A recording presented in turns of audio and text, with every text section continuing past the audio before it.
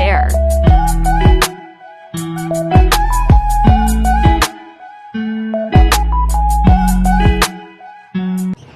Hello guys! So ayan ang aking bagong client sa Pasinaya West. So ayan ay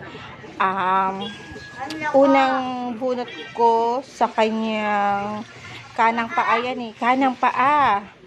So binubunot natin ang kanyang ingrown, dead skin, dry skin. So gagamitan natin to ng tinatawag na mahiwagang technique, sabi.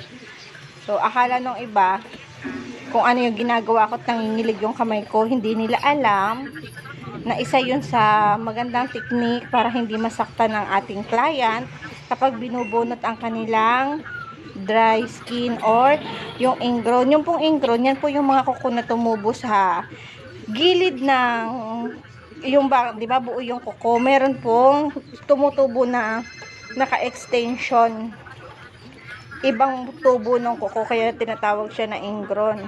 So ayan na, bubunutin na natin. Wow! Hindi po siya nangingilig, sadya po talagang ginagalaw ko siya para mauga at mailabas natin ng buo yung ingrown. So may nag-repair lang daw sa akin, ni-repair daw ako ng isang kakilala kong taga Pasinaya Northeast na buyer naman ni Madam.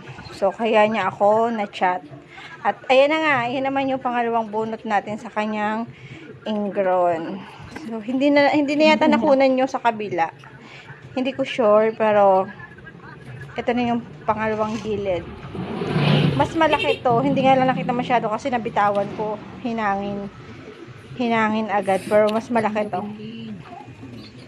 Ayan.